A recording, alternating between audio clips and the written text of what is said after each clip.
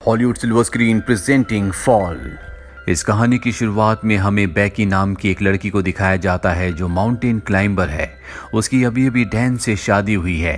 Dan भी एक mountain climber है। इन दोनों को ही पहाड़ों पर चढ़ने का शौक है और इस वक्त भी ये पहाड़ों के ऊपर चढ़ रहे होते हैं। बैकी के साथ उसकी दोस्त भी होती है और अब डैन जब ऊपर चढ़ रहा होता है तभी उसे एक घोंसला दिखता है और जब वो उसके अंदर हाथ डालता है तो उसके अंदर का पक्षी उड़ जाता है, जिस वजह से डैन का बैलेंस बिगड़ जाता है और वो ऊपर से नीचे गिर जाता है। पर वो रस्सी से बंधा हुआ है, इसीलिए अब वो हवा में लटक गया है। अब ना वो ऊपर आ सकता है और ना ही नीचे।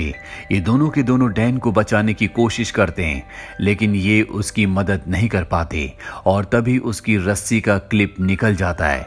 डैन की ऊपर से गिरने से मृत्यु हो जाती है। इस हादसे के 51 हफ्तों के बाद हमें बैकी को दिखाया जाता है जो अब पूरी तरह से शराब में डूब चुकी है क्योंकि वो अपने पति डैन से, जिससे वो बहुत प्यार करती थी, उसे अब भी याद करती है। उसने अब तक उसकी अस्थियों को विसर्जित नहीं किया। उसकी अस्थियां अब भी उसके पास हैं। बैकी की जिंदगी में अब उदासी के अलावा कुछ भी नहीं है और बैकी के पास एक बार फिर से उसकी वही दोस्त आती है जो उस वक्त उसके साथ थी जब डैन ऊपर से नीचे गिरा था। उसकी दोस्त का नाम हंटर होता है। हंटर बैकी को देखकर बहुत खुश होती है। जब उसे पता चलता है कि बैकी ने अपनी जान लेने की भी कोशिश की तो वो बैकी से कहती कि हमें दोबारा से क्लाइंबिंग करना चाहिए और इसके बाद वो अपने मोबाइल पर उसे एक टावर दिखाती है जो कि टीवी टावर है। ये टावर एक ऐसे भीड़ में होता है जहाँ पर इंसान बहुत कम जाते हैं और इस टावर की ऊंचाई होती है 2000 फीट।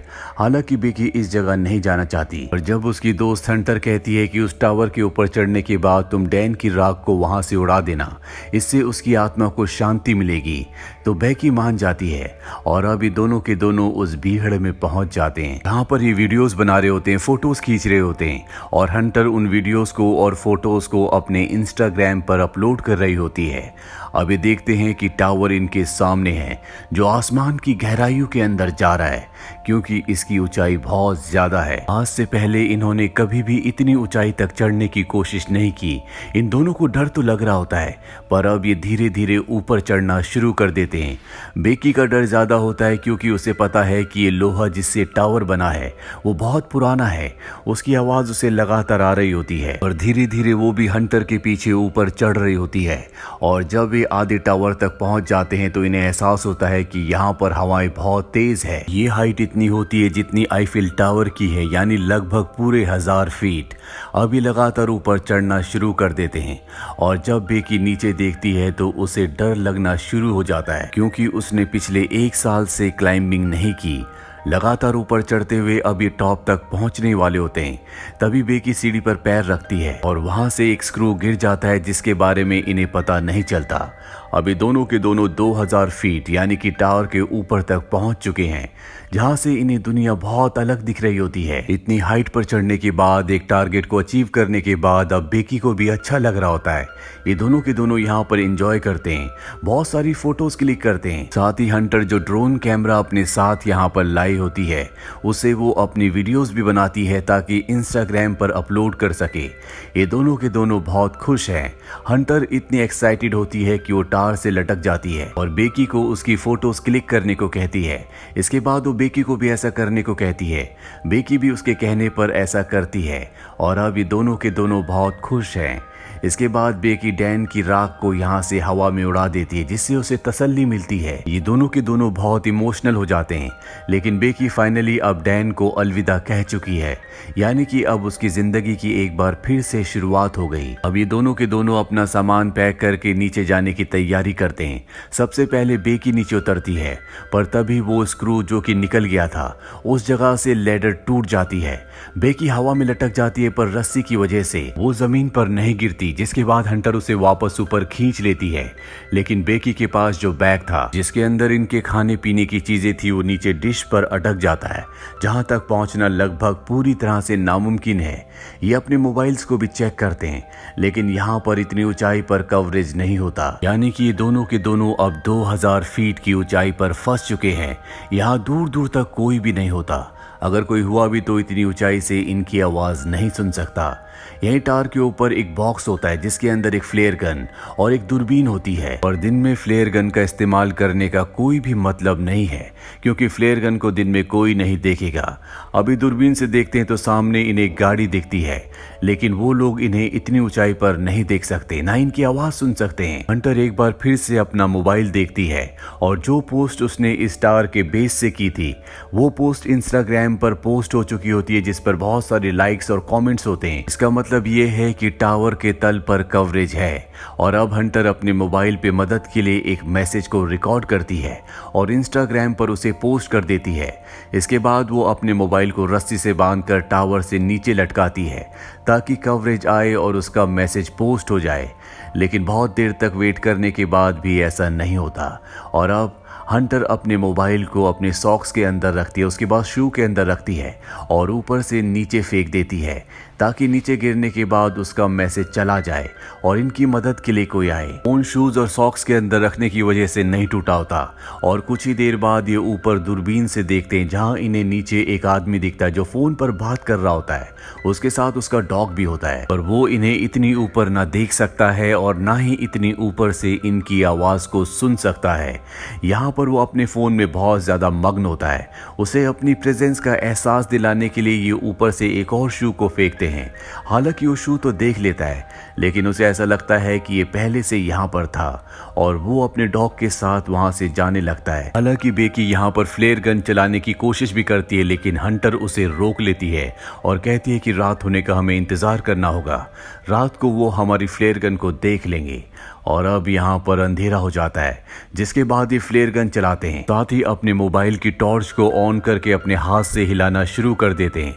इनके सामने जो गाड़ी यानी कि आरवी होती है जिसमें लोग कैंपिंग कर रहे होते हैं वो इन्हें देख लेते हैं, लेकिन वो इनकी मदद करने के लिए नहीं आते, बल्कि इनकी गाड़ी को चुरा कर यहाँ से निकल जाते हैं, जिससे दोनों के दोनों हताश हो जाते हैं।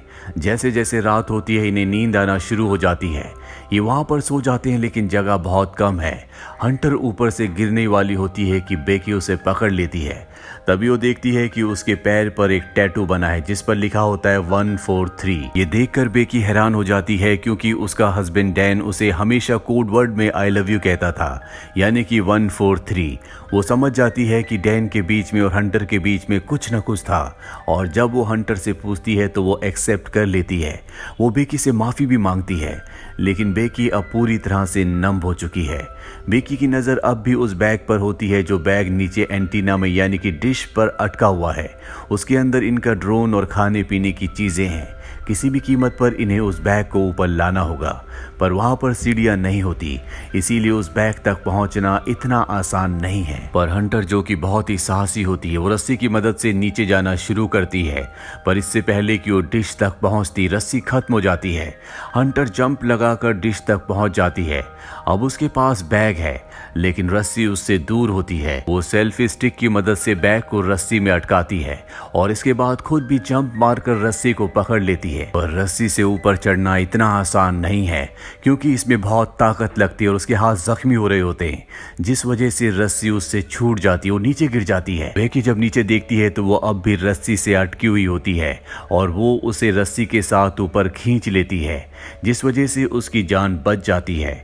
अब इनके पास इनका ड्रोन है जिसे ये मदद मंगवाने के लिए यूज करना चाहते हैं। ये एक पेपर पर लिखते हैं कि हमें मदद की जरूरत है, हम टावर के ऊपर अटक चुके हैं, और उस पेपर को ये ड्रोन के साथ फिक्स कर देते हैं और अब ये ड्रोन को उड़ाते हैं। पर तभी इन्हें पता चलता है कि इनके ड्रोन की बैटरी बहुत ज्यादा डाउन है, वो सामने दूर दिख रहे घर तक नहीं पहुंच सकता, इसीलिए इन्हें ड्रोन को वापस बुलाना पड़ता है। और अब एक बार फिर से रात हो जाती है। रात को जब बेकी सोती है तो ऊपर देखती है कि टावर के टॉप पर एक लाइट जल रही है, यानी कि वहां पर करंट है। वो बड़ी मुश्किल से ऊपर चढ़ती है और ड्रोन के चार्जर से उसे चार्ज करना शुरू करती है। जब तक ड्रोन चार्ज नहीं होता उसे वहीं पर लटका रहना पड़ता है। ड्रोन जब पूरी तरह से चार्ज हो जाता है तो बेकी नीचे उतर जाती है, जिसके बाद ये ड्रोन पर उसी चिट को लगाते हैं जिस पर इन्होंने लिखा होता है कि इन्हें मदद की जरूरत है, और इसे उस घर की तरफ भेजते हैं जो सामने दिख रहा होता है। पर इससे पहले कि वो घर तक पहुंचता वो एक गाड़ी से टकरा जाता है, जिससे इनकी आखिरी उम्मीद भी टूट जाती है और अब इन्हें कोई उम्मीद नहीं है कि कोई इनकी मदद के लिए यहाँ पर आएगा। बेकी की हालत बहुत ज्यादा खराब हो चुकी है वो हंटर से कहती है कि तुम मुझे अपना शू दो, मैं एक बार फिर से मोबाइल पर मैसेज करके अपने डैड को सेंड करती हूँ। अगर हम उसे नीचे फेंकेंगे तो हो सकता है कि कवरेज आ जाए और मेरे डैड को हमारा मैसेज मिल जाए, वो हमारी मदद के लिए यहाँ पर आ सकते हैं। लेकिन हंटर उसे मना कर देती है और तभी उसे एहसास होता है कि उसके साथ हंटर है ही नहीं, वो अकेली है। दरअसल जब हंटर नीचे बैग लेने के लिए गई थी तो सच में ऊपर आते हुए उससे रस्सी छूट गई थी, जिससे उसकी मृत्यु हो गई थी और अब भी उसकी बॉडी डिश के ऊपर होती है।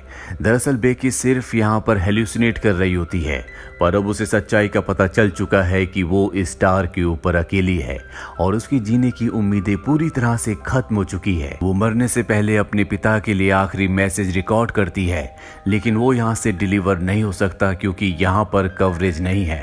वो वहीं पर सो जाती है और सुबह जब उसकी नींद खुलती है तो वो देखती है कि वहाँ पर एक वल्चर उसके घाव को खा रहा है। वो उसे पकड़कर मार देती है। इसका मतलब ये है कि अब उसके पास भोजन भी है, जिसे खाने के बाद उसके अंदर ताकत आती है और वो तय करती है कि अब वो नीचे डिश तक रस्सी के सहारे जाएगी, जहाँ पर उसकी दोस्त हंटर की बॉडी है।